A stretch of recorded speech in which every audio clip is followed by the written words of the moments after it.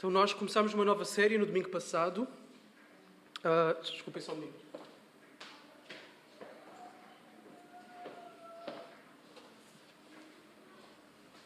E esta série eu dei-lhe o título Construindo uma Igreja Saudável. Com o que é que se parece uma igreja saudável? Porque nós queremos ser uma igreja saudável. E como eu também disse da última vez, não é porque um dia estamos mais saudáveis que continuaremos sempre saudáveis. Então, esta verdade acerca da igreja não pode ser uma coisa que nós temos como garantida. Porque, na verdade, a partir do momento em que começamos a baixar a guarda, é quando a coisa começa a descambar. Então, precisamos ter sempre diante de nós com o que é que se parece uma igreja saudável. Porque uma igreja saudável produz vida dentro, produz um testemunho forte, bonito, belo, para fora, para a cidade. Desculpem, está a microfonar.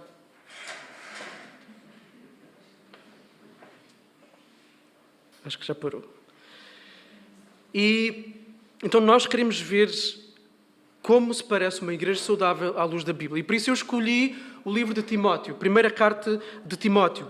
E nesta primeira carta que Paulo escreve a Timóteo, nós temos orientações para um jovem pastor, de como ele se deve proceder na casa de Deus. Nós vemos isto no capítulo 3, a meio ali da epístola de Paulo a Timóteo. Não é aí que está o nosso texto, mas aí está de uma forma clara e evidente exposta a razão de ser e o propósito de Paulo ter escrito aquela carta.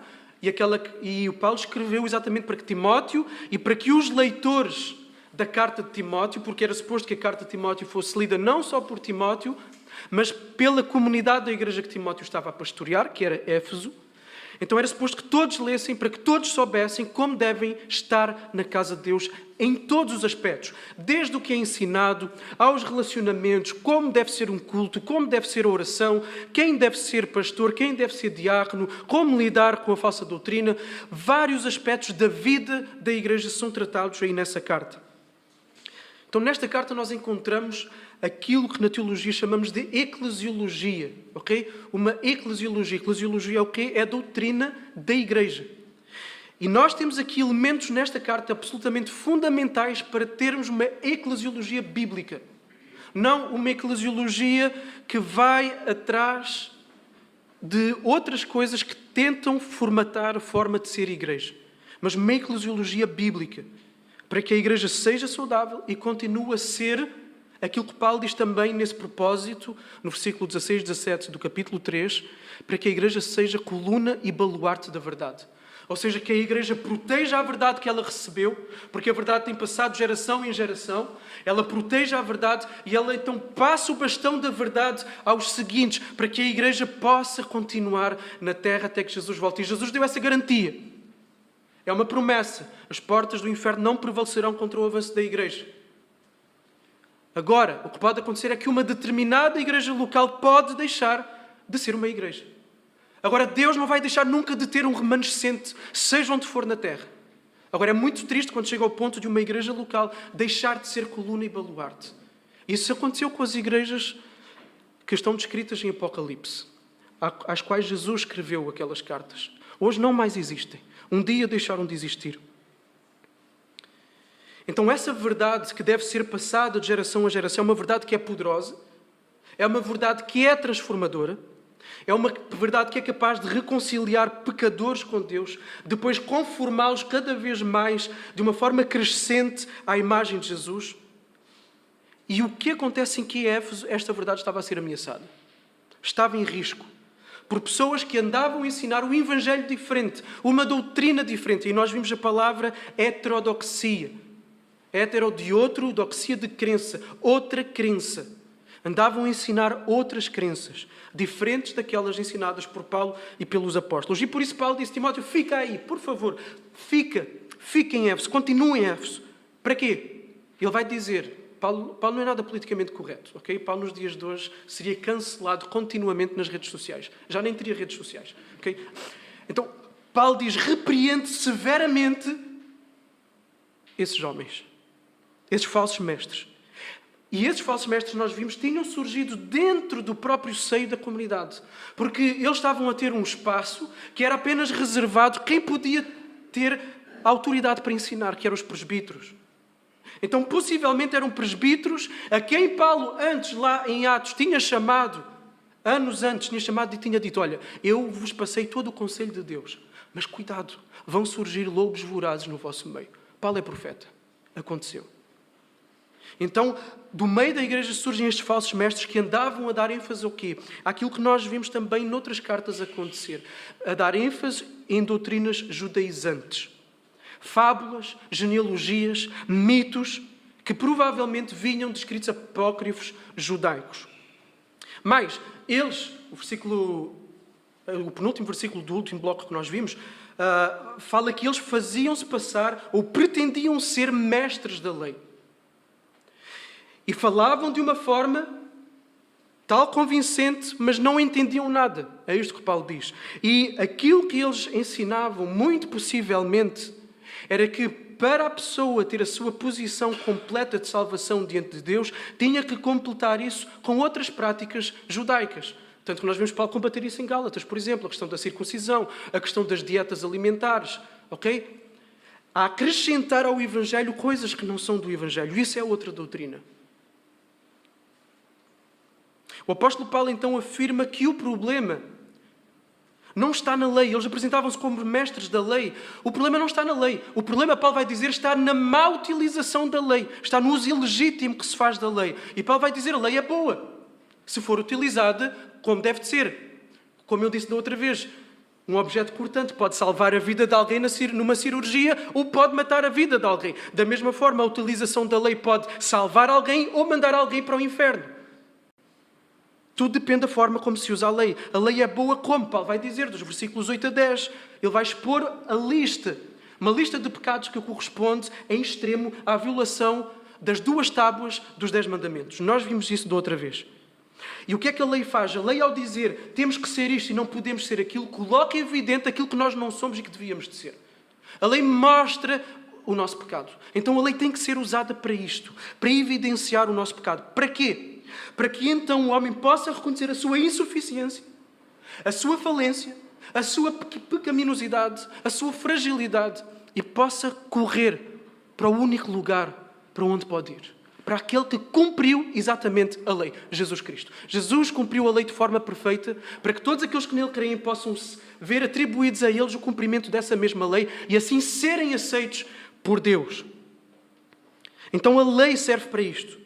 Serve para levar as pessoas a Jesus, nós vimos os 3 usos da lei. Serve para travar a maldade do homem, porque a lei está inscrita na consciência das pessoas, tanto que se formos a diferentes culturas, vamos ver uma noção minimamente semelhante do certo e do errado. Para quê? Para refrear a maldade humana. Caso contrário, a humanidade já não mais existiria. E a lei serve também para que o cristão, em gratidão à salvação que recebeu, possa continuar a matar o velho homem e possa dirigir-se à imagem do caráter de Deus em santidade. E estes falsos mestres começaram a enverdar por falsos ensinos. E nós vimos quando é que começa o falso ensino. E isto aqui é extremamente importante. Eu estou a fazer aqui um resumo da semana passada. Eles começaram a enverdar por falsos ensinos porquê? Porque eles deixaram de amar a Deus. Eles permitiram que o pecado sujasse o coração. Deixaram de ter um coração puro.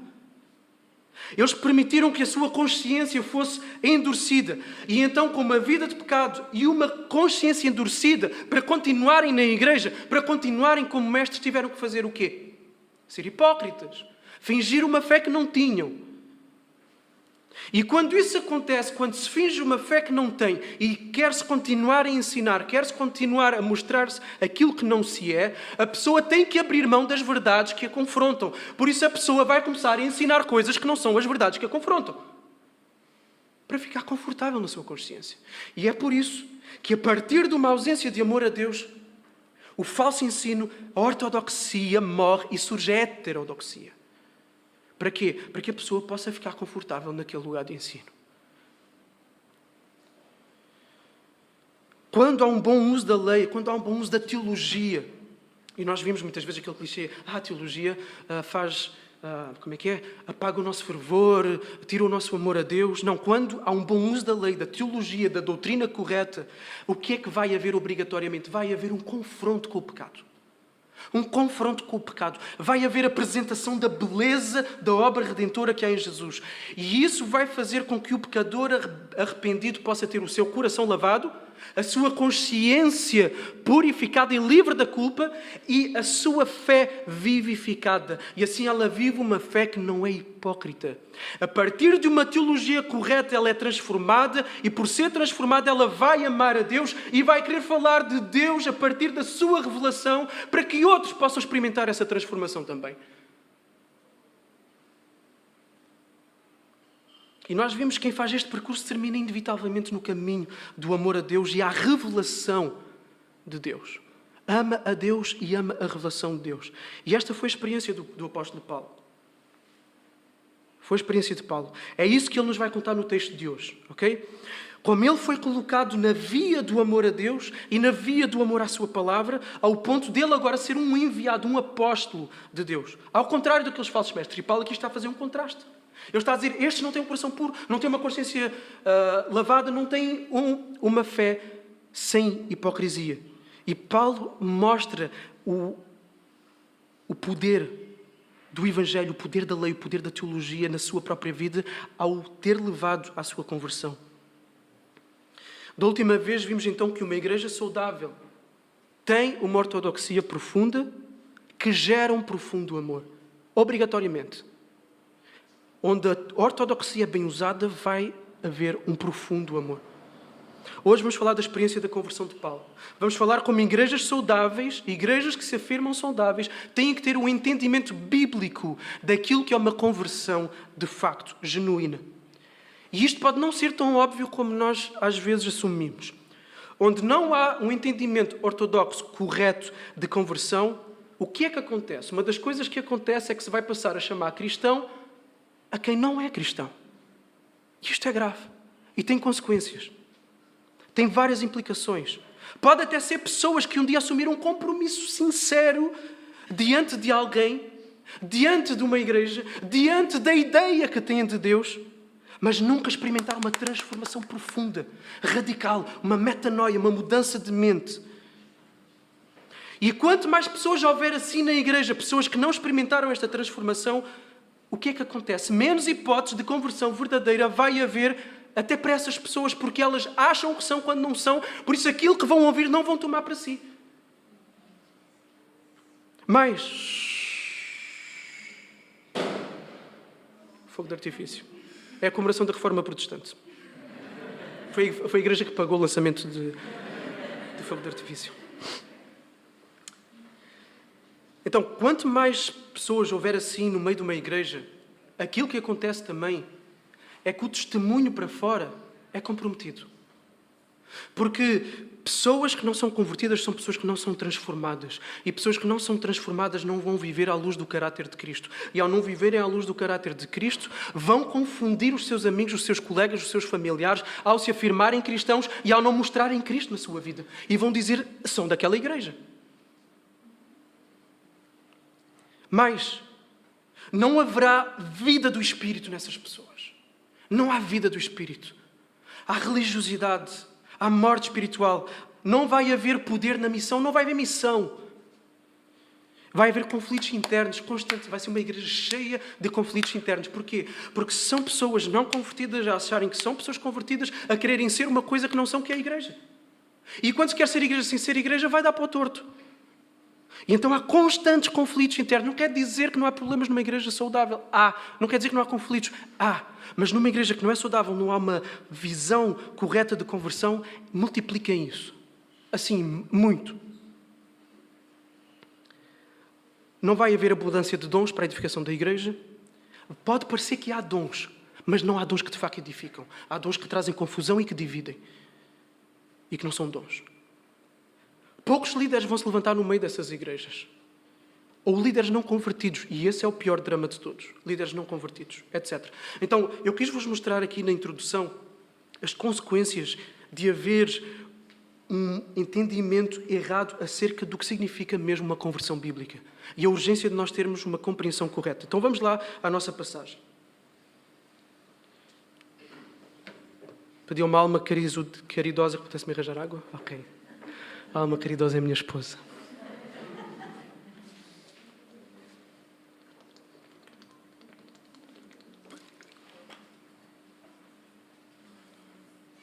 versículos 12 a 14 para já. 1 Timóteo capítulo 1, sim. Obrigado. 1 Timóteo 1, 12 a 14. Agradeço a Cristo Jesus, nosso Senhor, por me fortalecer e me considerar fiel, pondo-me no seu ministério, apesar de eu ter sido blasfemo, perseguidor e arrogante. Ele, porém, me concedeu misericórdia, pois o que fiz se devia à ignorância e à incredulidade. E a graça do nosso Senhor transbordou com a fé e o amor que há em Cristo Jesus. Vamos orar. Jesus, queremos que Tu nos ajudes a compreender, que Tu nos ajudes a tomar para nós a Tua palavra. Fala connosco, pedimos a vida do Teu Espírito, Senhor. Peço a Tua ajuda para expor a Tua palavra com fidelidade, com autoridade, que vem tanto da Tua palavra como do Teu bendito Espírito Santo. No nome de Jesus nós oramos. Amém. Então, se por um lado os falsos mestres pretendiam ser mestres da lei, por outro, Paulo afirma, contrastando, fazendo contraste com esses homens, que ele sim foi colocado no ministério pelo próprio Cristo, pelo próprio Deus. E Paulo agradece a Deus, agradece a Jesus por ele ter fortalecido, por ele ter capacitado, por ele ter achado digno, por ele ter achado fiel, confiável para esta responsabilidade. O apóstolo vê que ele é o que é no ministério porque foi fortalecido, foi capacitado para essa tarefa. Agora, Paulo vai deixar bem claro que Jesus apontou para o ministério, apesar de tudo o que ele foi. E isto faz o contraste aqui com os falsos mestres uma vez, na sua arrogância. Paulo vai dizer, eu fui blasfemo, eu fui perseguidor e eu fui arrogante. E todos estes aspectos que Paulo menciona aqui, eu quero que tenham em mente o texto que vem anteriormente. Estes três aspectos que Paulo menciona aqui ferem também mandamentos que Paulo mencionou antes. Ele está a dizer, eu sou um desses para o qual a lei serve, eu sou um desses para quem a lei condena. O facto de Paulo estar no ministério, e este texto deixa bem evidente isso de várias formas e em várias vezes, o facto de Paulo estar no ministério é um ato de misericórdia da parte de Jesus. Jesus encontrou Paulo em ignorância e em incredulidade, como fariseu zeloso que era no judaísmo, a perseguir, a maltratar, tanto furiosamente, isto são palavras do apóstolo Paulo de outros textos, tanto furiosamente quanto violentamente a igreja, o próprio povo de Deus. Ele diz isto em Gálatas 1, Filipenses 3 e Atos 26. Paulo estava a blasfemar contra o nome de Jesus. Porquê? Porque ele negava Jesus como sendo o Messias. Ele negava Jesus a partir da mensagem que ele ouvia, que ele sabia certamente que os cristãos pregavam. Ele dizia, não, Jesus não é nada disso. Então ele blasfemava. Ele negava Jesus, que Jesus havia ressuscitado dos mortos, que Jesus era Deus. E ele perseguia violentamente e recusava sem arrogância a se curvar diante da verdade que estava diante dele. Ok? Então Paulo tinha estes pecados e outros. No entanto, Paulo vai dizer, através de uma das suas expressões preferidas que aparecem noutras passagens, Paulo vai dizer, a graça de Jesus superabundou. Algumas versões dizem transbordou, mas é esta mesma palavra que nós conhecemos de outros textos, superabundou. E é lindo como isto é uma característica de Paulo, isto prova que Paulo escreveu esta carta, a utilização desta expressão, superabundou. Porque Paulo tem noção do que era necessário da parte de Deus para que a sua vida fosse alcançada. Tinha que ser uma superabundância, mas já vamos falar disso mais tarde. Então, a graça de Jesus transbordou e apareceu a Paulo na estrada de Damasco. Jesus deu hipóteses a Paulo, não deu qualquer hipótese. Jesus derrubou Paulo do seu cavalo e chamou não só à salvação, chamou também para o ministério. E Paulo demonstra a sua ignorância, porque quando ele cai do cavalo e Jesus lhe aparece, ele diz, quem és tu? E Paulo vai dizer, eu sou a quem tu persegues. Eu sou Jesus. Aí, pá! Abrem-se os olhos da fé de Paulo.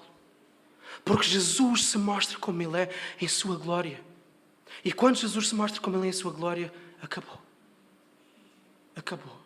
A pessoa cai do alto da arrogância do seu pecado, prostrado diante de Jesus. E Jesus chama Paulo para o ministério imediatamente. Diz, eu vou te enviar aos gentios. A graça de Jesus transbordou na medida em que a incredulidade e a ignorância foram trocadas pelo que Paulo diz aqui neste texto. Se prestarem atenção, A incredulidade e a ignorância foram trocadas pela fé, que é o oposto da incredulidade, e pelo amor, em que antes ele ignorava aquele Jesus que é Deus, ele agora conhece e ama esse Jesus. Portanto, foram trocados. Como? Porque Jesus lhe deu essa fé e Jesus lhe deu esse amor. Onde Jesus derrama graça, surge sempre fé e amor. E é aqui que superabunda. A ignorância e a incredulidade eram fatores atenuantes, continuam a ser fatores atenuantes em crimes que se cometem, mas não ilibam a responsabilidade. E diante de Deus, o pecado continua a ser pecado, cometido com consciência ou sem consciência. E aqui surge um contraste com os falsos mestres. Porquê? Porque eles afirmavam fé em Jesus, eles diziam que conheciam Jesus, mas eles negavam a salvação só em Jesus, por meio de outras coisas que adicionavam como necessárias para as pessoas terem a sua posição completa diante de Cristo, diante de Deus. Então eles negavam Jesus, pregando um evangelho diferente. E isto é diferente de Paulo. Paulo nunca tinha conhecido Jesus. Este aqui sim. Ok? Paulo achava que estava a fazer a correta à luz do que acreditava. Houve perdão para ele, da mesma forma como houve perdão para aqueles que crucificaram Jesus. O que é que aquelas pessoas estavam a cometer? O ato mais hediondo da face da terra de toda a história até hoje. Crucificar, matar a única pessoa perfeita, bondosa, fiel, amorosa, graciosa, compassiva, sem pecado algum, Jesus Cristo. E o que é que Jesus diz do alto da cruz? Perdoa-lhes porque não sabem o que fazem. Eles estavam cegos e mortos no pecado. Paulo sabia-se pecador e que precisava do Evangelho, mesmo que tivesse agido em ignorância. Ou seja, Paulo não está a dizer a minha ignorância e a minha incredulidade foram um pontinho a favor para eu ter misericórdia. Paulo não está a dizer isso. Por isso ele vai dizer a seguir isso, pelo contexto fica super evidente, ele vai afirmar a seguir o que lhe permitiu receber graça e misericórdia da parte de Jesus. Uma palavra que é absolutamente confiável e digna de toda a aceitação, que está aí no versículo 15, que já vamos ler. E essa expressão, palavra digna de aceitação, palavra confiável, aparece várias vezes, 5 vezes, nas epístolas pastorais, 1ª, 2ª Timóteo e Tito. E é para evidenciar, para colocar como algo essencial, fundamental, para sublinhar uma verdade que foi dita ou que será dita. E qual é a verdade que é dita aqui? Então, este é um dos pontos altos da carta, tá? Sempre que Paulo vai dizer a Timóteo, esta palavra é digna de toda a aceitação, esta palavra é confiável, é para focar aí. Versículos 15 e 16.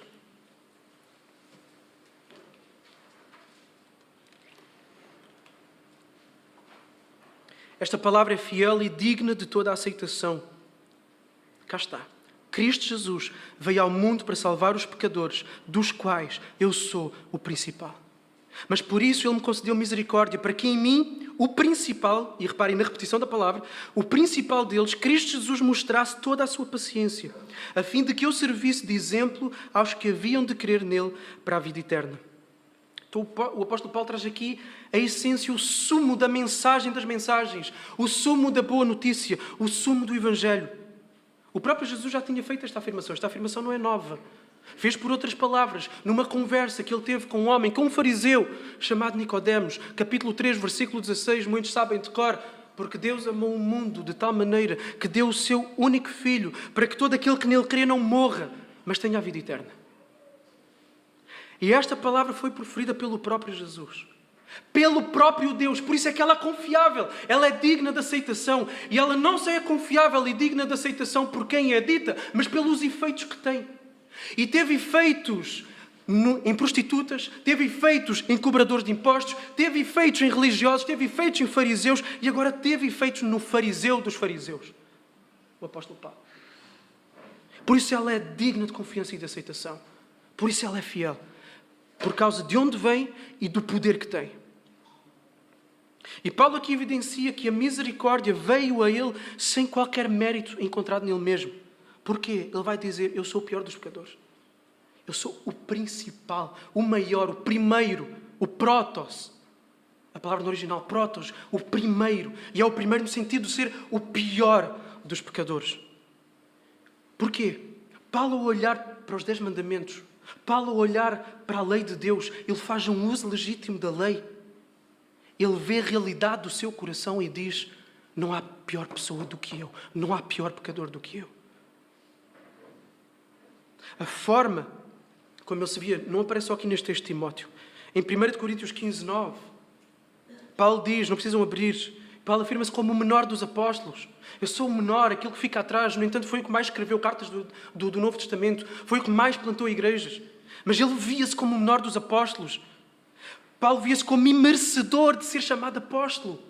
E nós vimos o sentido desta palavra no seu senso restrito de apóstolo. Era quem era enviado e preparado diretamente pelo próprio Jesus Cristo. E Paulo diz, eu sou o menor, eu sou o pior. Em Efésios 3:8, Paulo apresenta-se como o menor de todos os santos. Ou seja, de todos os crentes do mundo que existem, que existiram, que existirão, eu sou o menor, eu fico no fim da fila. E em 1 Coríntios 15:10, Paulo diz que eu sou o que eu sou pela graça de Deus. Paulo sabia que aquilo que ele era pura graça e misericórdia. Nada mais, nada fruto dele próprio. E em seguida, no versículo 16, Paulo dá-nos duas razões pelas quais esta misericórdia vem a ele. E reparem só como o motivo dessa misericórdia ir a ele não tem nada a ver com ele, entre aspas. É um movimento absolutamente externo. Qual é o objetivo da graça ser derramada em Paulo? É que toda a glória possa ir para Jesus e que ele possa ser um exemplo para os crentes, para os que hão de se converter. Então é para Jesus age nesta graça para a sua glória, para a manifestação da sua longanimidade, da sua paciência, para exaltar o seu amor, para exaltar a sua bondade, salvando um pecador, sim, por amor, e para o bem do seu povo. E tudo o que Deus faz é para isto, para a sua glória e para o bem do seu povo. Tudo o que Deus faz é para isto. Mesmo quando nós não compreendemos as coisas que acontecem na nossa vida. Sempre. Uma vez mais, ele aqui apresenta-se como o principal dos pecadores. Ele quer deixar perfeitamente claro que é tudo obra de Jesus. Tudo. Em especial, ele quer que Jesus brilhe e que ele esteja completamente apagado. Falsos mestres, o contrário. Aqui, não. Não olhem para mim. Eu sou o pior. Olhem para Jesus. E depois Paulo, ele diz que ele serve de exemplo, serve de modelo, serve de protótipo daquilo que o Evangelho é capaz de fazer na vida de um pecador. Ele diz, eu sou o primeiro da fila para mostrar aquilo que a graça é capaz. Ou seja, o que Paulo está a dizer é, se Jesus foi gracioso para um pecador como eu que sou o pior de todos, então há esperança para aqueles que vêm depois de mim. Paulo põe-se na dianteira de uma fila de pecadores a quem a vida eterna é oferecida. Então a compreensão de que é apenas por pura graça, e vejam aqui o fluir do texto, a compreensão de que é apenas por pura graça, é um ato voluntário, soberano da livre vontade de Cristo, que não lhe devia nada a não ser condenação, e de que esta graça, esta mesma graça soberana e livre, se estenda a outros, faz com que Paulo irrompa num cântico de adoração, de glorificação, que nós na teologia chamamos de doxologia. Versículo 17. E fechamos o nosso texto. Ora, ao Rei dos séculos, imortal, invisível, ao único Deus, sejam honra e glória para todo o sempre. Amém. Diante desta verdade, de que é a iniciativa divina que o arranca do pecado, que o arranca da morte por amor, Paulo só pode fazer uma coisa: adorar. É aqui que chega Paulo, a adoração. Paulo deseja honra, deseja glória ao Deus que é soberano da história, que é eterno, que não morre, que é invisível, que é transcendente, que é além da capacidade da imaginação. É o único Deus. E afirmar isto em Éfeso era colocar em xeque a deusa de Éfeso, Diana, das mais poderosas da mitologia. Paulo está a dizer, Deus é o único Deus. Os outros deuses não fazem isto, só Deus faz. Ele é o meu Deus, eu o adoro. Então, nesta passagem, nós temos elementos fundamentais que devem estar presentes numa conversão genuína. E isto é extremamente importante, ok? Eu volto a frisar isto aqui. É extremamente importante termos bem presente como deve ser uma conversão. Para quê? Para que o ensino acerca daquilo que é mais essencial à alma humana, o ensino acerca daquilo que é mais essencial à alma humana, que é a salvação, possa ser correto e então possa haver de facto salvação. Em segundo, para que cada um possa examinar a si mesmo e então possa ser encontrado em conforto na sua salvação ou em confronto, caso esteja iludido acerca da sua salvação. Se não houver uma noção correta de conversão, pessoas andarão iludidas. Terceiro, para que a própria igreja possa saber que frutos deve procurar na vida de alguém para reconhecer essa pessoa como membro do corpo. E quando se vê isto na vida de uma pessoa, então nós entregamos ministérios. Então nós entregamos liderança. Para quê? Porque uma pessoa com vida vai gerar vida. Não faz sentido para uma pessoa colocar uma pessoa não convertida num lugar que é suposto gerar vida, porque não vai gerar vida nenhuma. Só vai gerar confusão e morte. Não há nada mais fatal para uma igreja do que indicar um caminho de conversão que não corresponde fielmente ao da Bíblia. Pessoas não serão salvas. Pessoas não transformadas serão tidas como cristãs. Volto a dizer isso, como disse no início. E quanto mais houver pessoas assim na igreja, menos hipóteses de conversão. O testemunho da igreja, como eu disse, e eu volto a repetir estes assuntos, para isto ficar bem vincado entre nós. O testemunho da igreja para fora fica confuso. Não há vida do Espírito na igreja. Não há poder na missão. Vai haver constantemente conflitos internos. Não haverá abundância de dons. E poucos líderes se levantarão no seu meio, ou até mesmo líderes que não são convertidos. Isso depois vai fazer com que a igreja entre numa espiral descendente no seu estado de doença. Então, elementos que este texto nos traz de uma conversão genuína. Primeiro, a mensagem. Ok? A mensagem. Em primeiro lugar, a mensagem tem que ser clara e afirmada. A mensagem da salvação é simples. Tanto que consegue ser apresentada numa frase simples, como Paulo apresentou aqui. Portanto, pastor, eu não evangelizo porque eu não sei evangelizar. Jesus Cristo veio ao mundo para salvar pecadores. Qualquer um que tenha sido alcançado por esta mensagem consegue transmitir esta mensagem. E essa mensagem é totalmente digna de confiança, tem passado de geração em geração, tem transformado a vida de milhões de pessoas. Várias instituições, governos, personalidades têm tentado abafar e destruir esta mensagem. O inferno tem tentado abafar esta mensagem, mas não consegue. Esta mensagem continua e ela está aqui até hoje a transformar vidas, a arrebatar corações. Por isso ela é digna de aceitação. É para aceitar, é para abraçar, é para amar. E é para proclamar. Esta mensagem faz dos piores pecadores verdadeiros monumentos da graça de Deus. Monumentos da graça de Deus.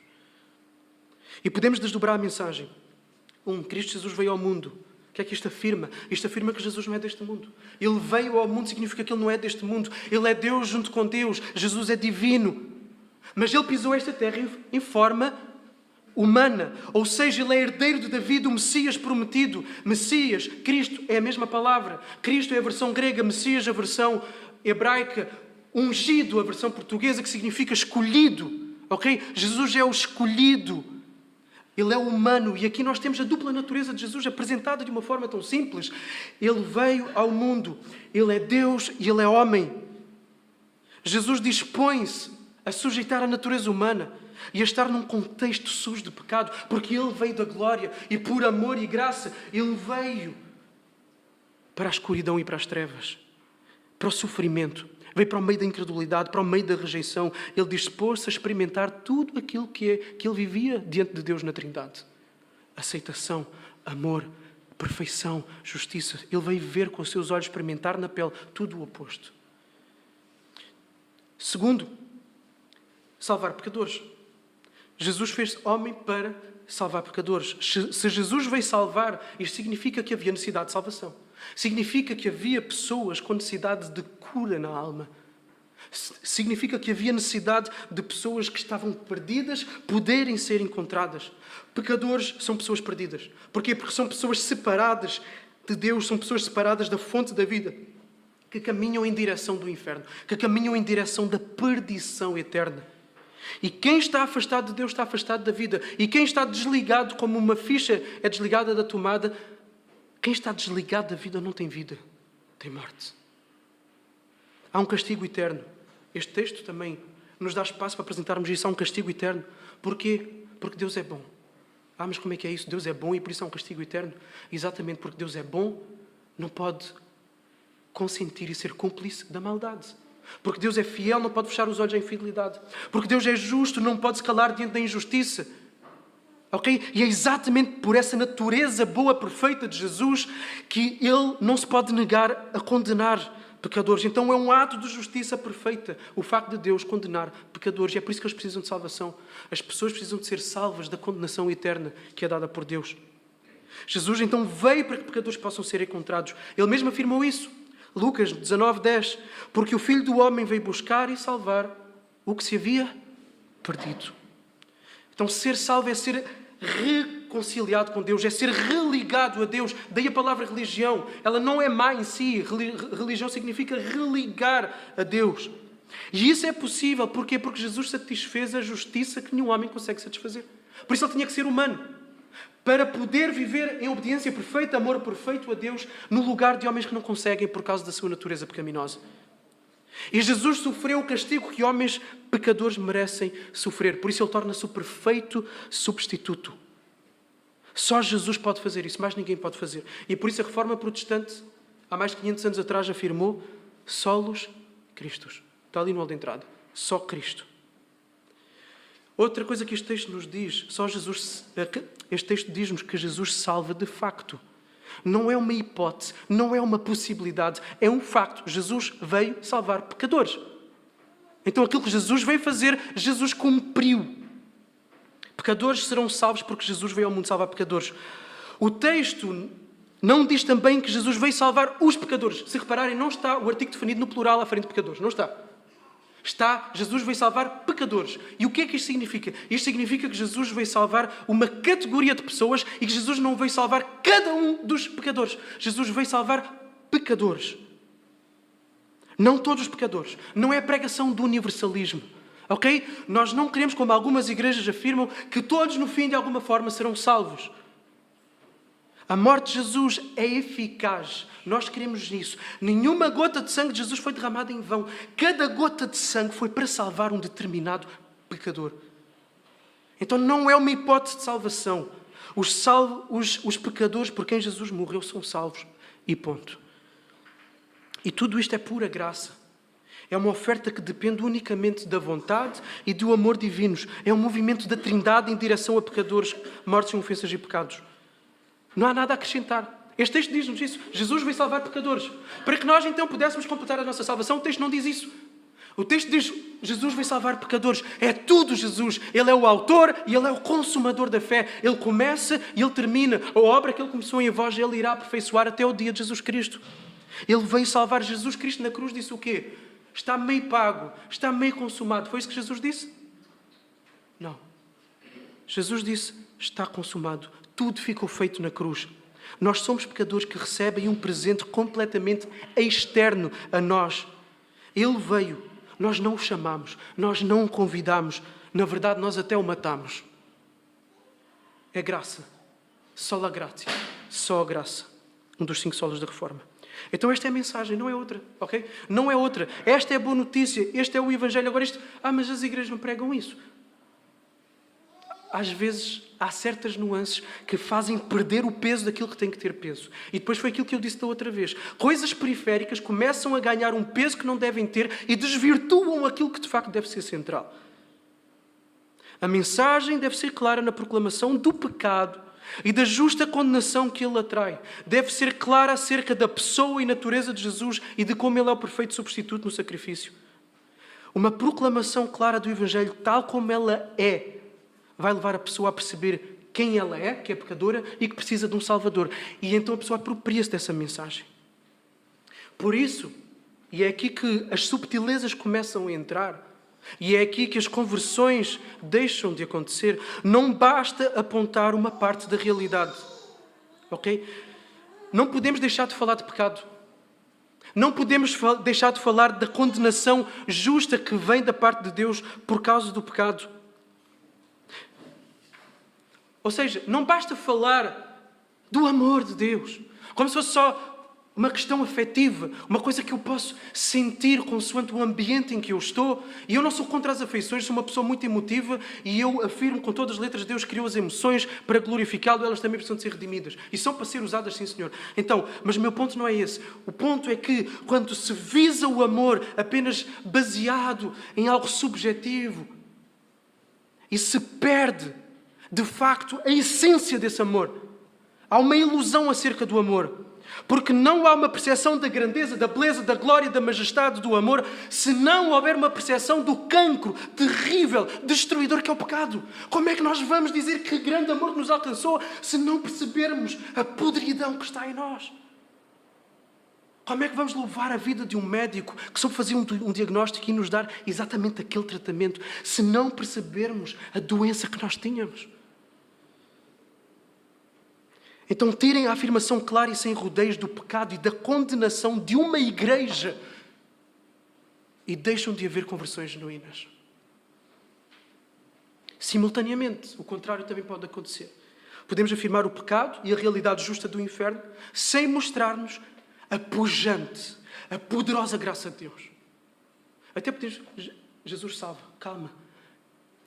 Temos que mostrar a glória do Evangelho. Temos que mostrar a beleza de Cristo.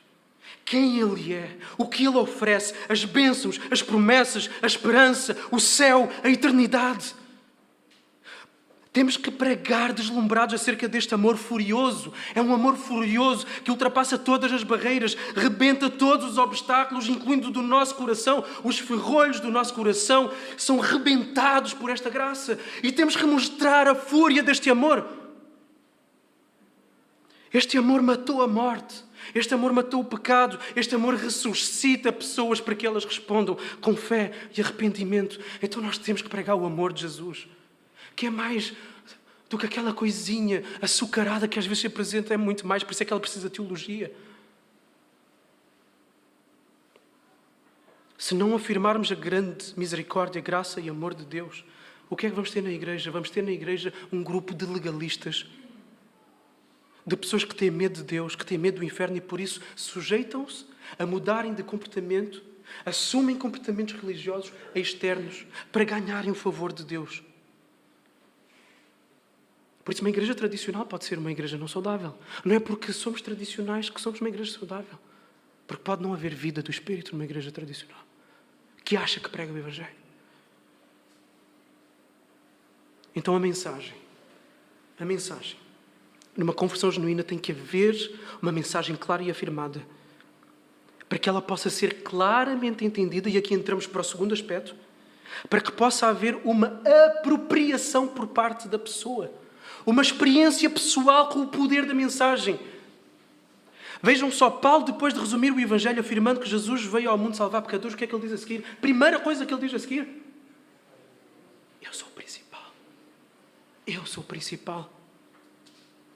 Paulo agarra logo esta mensagem. Ele tem plena noção e convicção que essa boa notícia é para ele. Porque ele é um pecador terrível, porque ele precisa de um Salvador. Paulo sabe que esta mensagem é para ele. Ele sabe da necessidade desesperada de um Salvador. Paulo, quando ainda era Saulo, ele perseguia a igreja. Ele conhecia a mensagem. E vejam aqui a nuance, vejam aqui as diferenças. Vejam aqui as subtilezas. Paulo conhecia a mensagem que os cristãos pregavam. Mas como eu disse há pouco, Jesus um dia aparece-lhe em glória e os seus olhos ficam cegos fisicamente, mas espiritualmente abertos para a realidade de quem Deus é. Paulo se converte, Paulo cai do seu cavalo, Paulo cai da sua arrogância, Paulo cai da onde? Paulo cai da sua ignorância experimental, okay? Da pessoalidade daquela mensagem que ele perseguia. Aquela mensagem ele agora é experimentada, ele conhece pessoalmente o Cristo a quem ele perseguia. E aí Paulo conheceu de facto Jesus, em toda a sua glória. E ele percebeu que Jesus não era um mestre de uma seita a ser erradicada, mas o Salvador e o Senhor do mundo a ser adorado. Ou seja, sem a introdução, sem o colocarmos o eu na mensagem da verdade, não há conversão. Em primeira pessoa deve experimentar exatamente o mesmo tipo de convicção que Paulo sentiu. Quando a pessoa é confrontada com esta mensagem, o primeiro sinal da apropriação desta mensagem é dizer: eu sou o principal dos pecadores. Tu deves olhar à tua volta, ok? Deves olhar à tua volta, às pessoas que estão aqui nesta sala.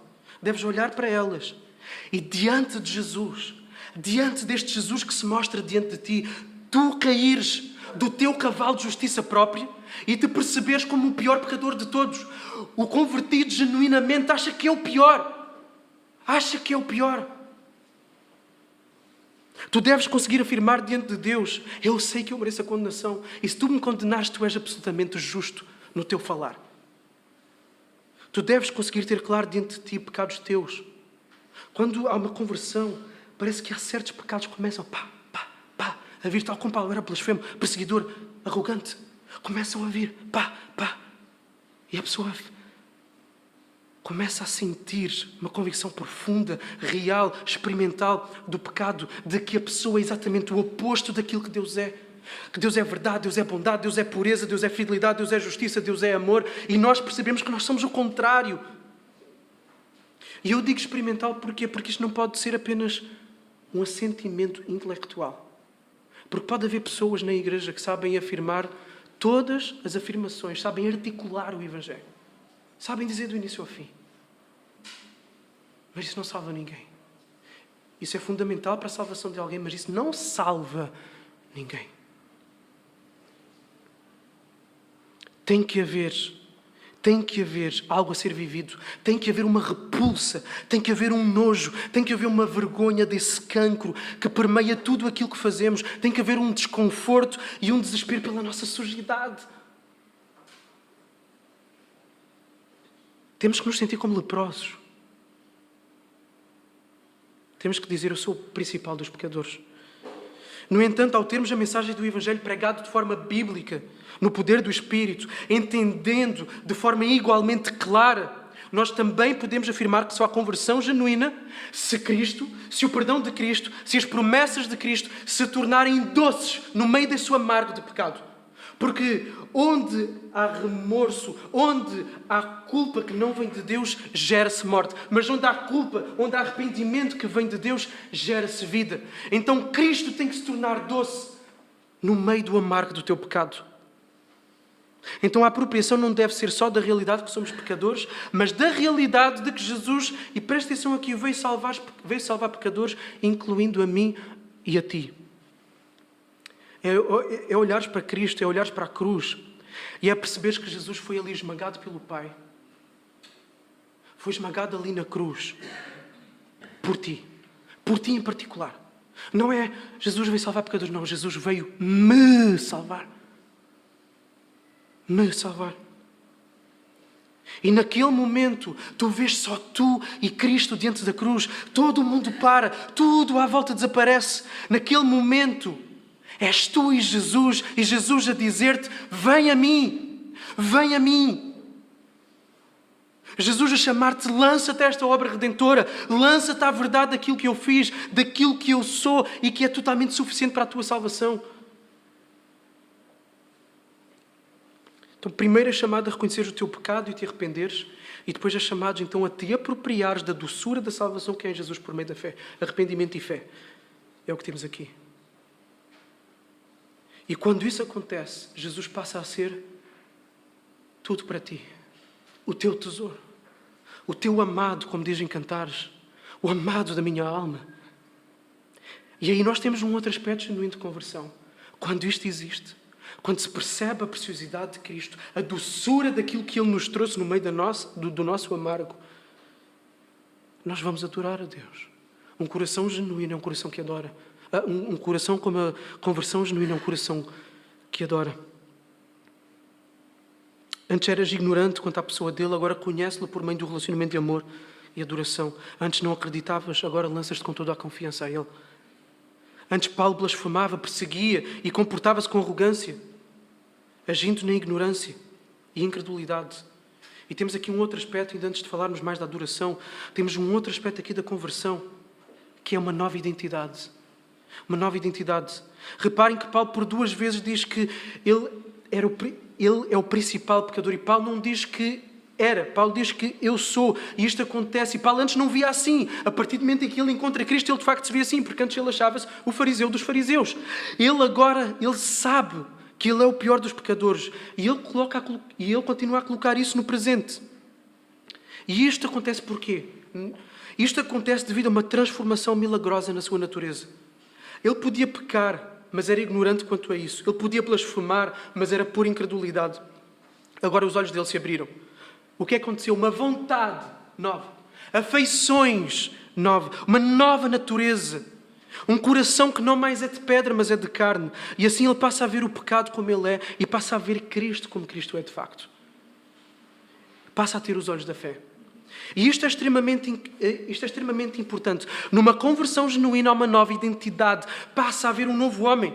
Aquilo que a Bíblia chama de novo nascimento. Regeneração. Se alguém está em Cristo, é nova criatura. As coisas velhas já passaram e tudo se faz novo.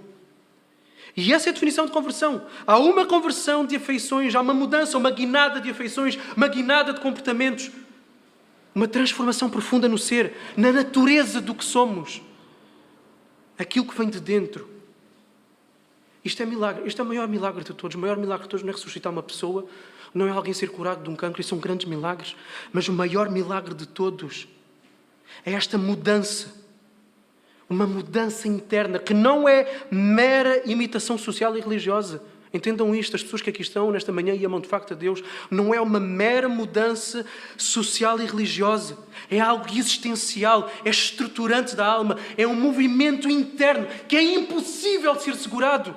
É um rio de água viva, poderosíssimo, imparável, que por onde ele vai na nossa vida, na nossa natureza, nas nossas afeições, na nossa mente, nos nossos comportamentos, nos nossos relacionamentos, esse rio de água viva transforma, transborda. Essa é a nova natureza, não somos mais quem éramos. Há um antes e há um depois. Numa conversão genuína há uma nova pessoa. Se não houver, é para estranhar. Se nasceste de novo, o pecado que tu antes amavas, e esta é uma das principais evidências para tu analisares a tua salvação. O pecado que tu antes amavas, agora tu odeias. E o Deus para o qual tu eras indiferente, agora é o teu tesouro. E por isso, à luz disso, quando estás em pecado, sentes-te profundamente incomodado. E aquilo que tu mais queres é voltar para a presença de Deus. E o melhor lugar onde tu sentes na face da terra é na presença de Deus. Isto só é possível pelo milagre da regeneração. Outra coisa, a prova de que um dia tu te arrependeste, a prova de que um dia tu disseste eu sou o principal dos pecadores, é que tu continuas a dizer hoje que tu és o principal dos pecadores. Porquê? Porque nós somos confrontados com uma velha natureza que nos leva a fazer coisas que não devíamos e nos trava de fazer as coisas que deveríamos de fazer. E por isso vai sempre haver arrependimento. Vai sempre haver noção de que eu sou pior do que os outros. E isto vai trazer humildade no meu relacionamento com outros. Vai fazer com que eu não coloque rótulos na possibilidade de salvação de alguém. Porque eu sei que se Deus salvou a mim, pode salvar qualquer pessoa, não importa de onde ela tenha vindo ou o que ela tenha feito. Imaginam que é uma igreja que tem uma noção de conversão assim. Qualquer pessoa pode entrar nesta sala. Qualquer pessoa.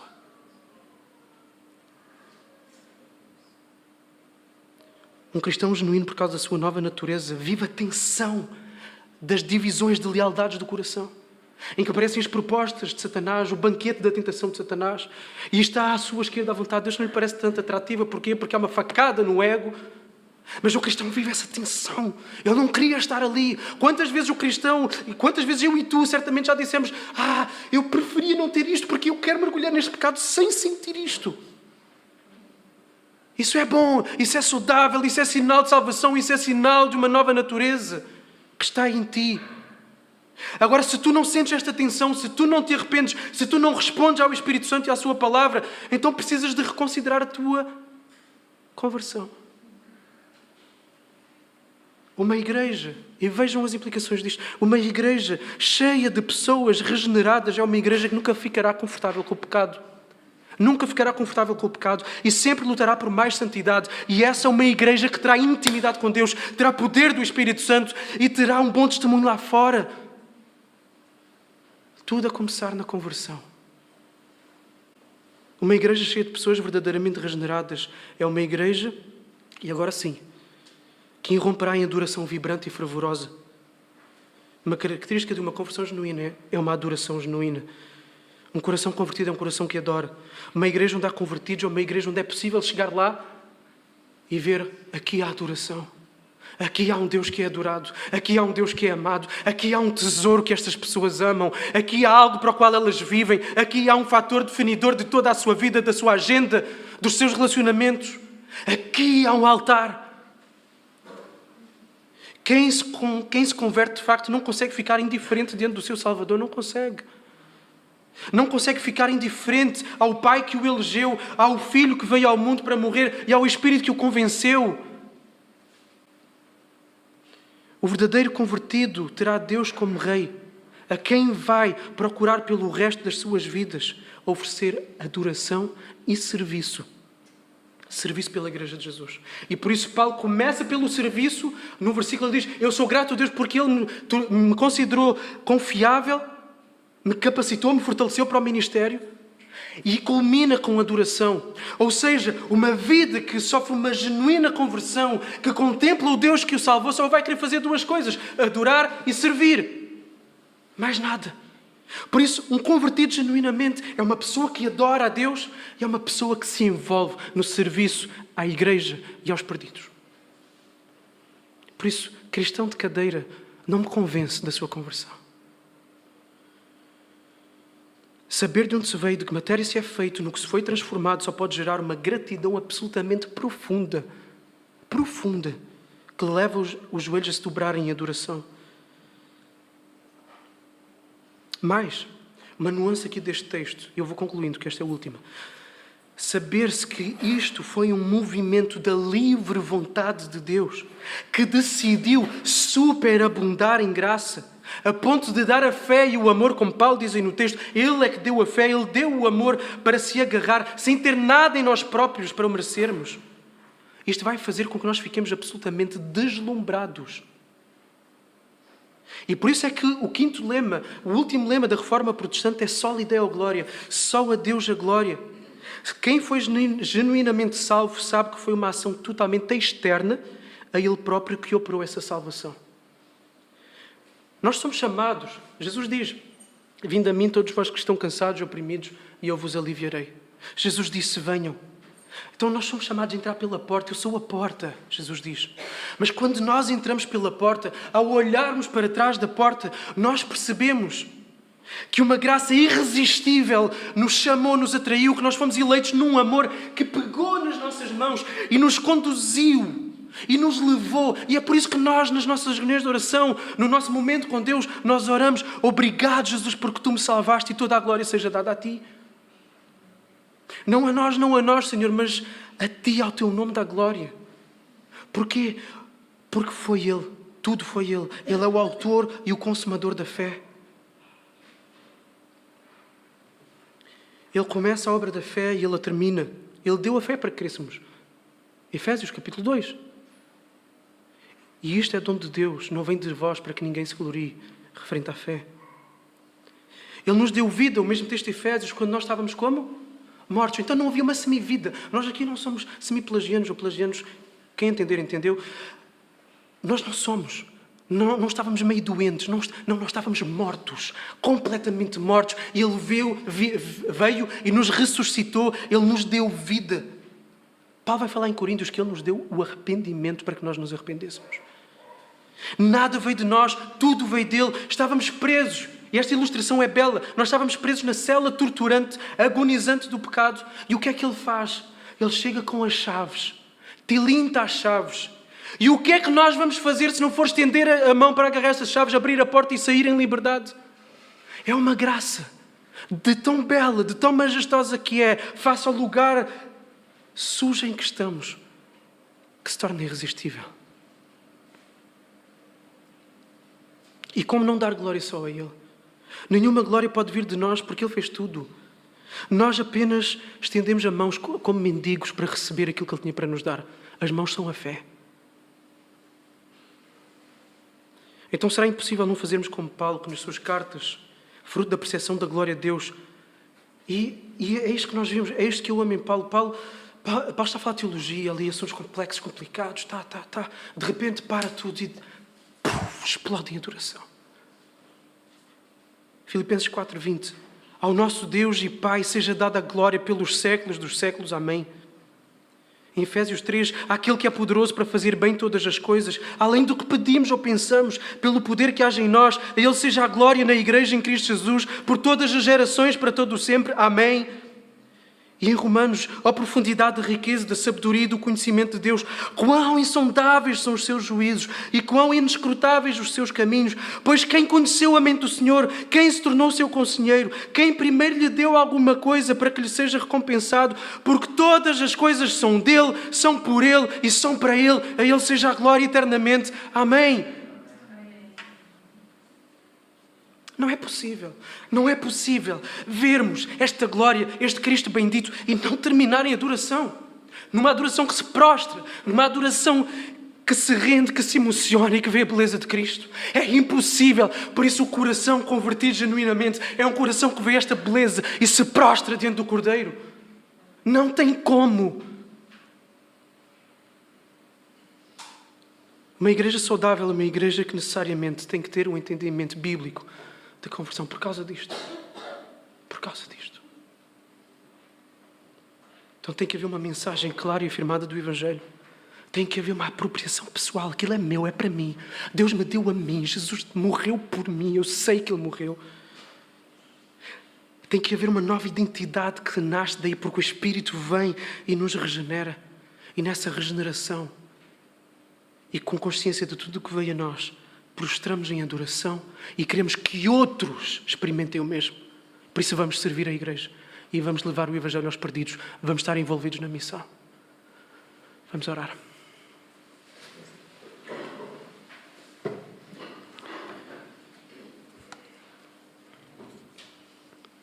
Jesus, como não agradecer? Ó Jesus, eu sei que diante desta beleza, diante do poder do Evangelho, é impossível ficar indiferente para quem é teu. E eu sei que quem está aqui, que é teu, não está indiferente. Jesus, muito obrigado. E eu te peço por aqueles a quem isto soa esquisito, aqueles para quem isto, esta adoração que irrompe, que explode, soa estranho. Ou estão muito longe de ti e eu peço que os atraias de volta. Ou então os seus corações nunca viram a tua beleza. Mostra. Mostra o lugar onde estão. Mostra o pecado. Mostra a justiça eterna que se traduz numa condenação que é também eterna. E mostra o Cristo de braços abertos, em poder para salvar, para dar esperança, para dar alegria, para dar senso de sentido. Jesus, te amamos. Como te amamos. Toda a glória para ti, ao Rei eterno, invisível, imortal, ao único Deus. Toda a glória. Amém.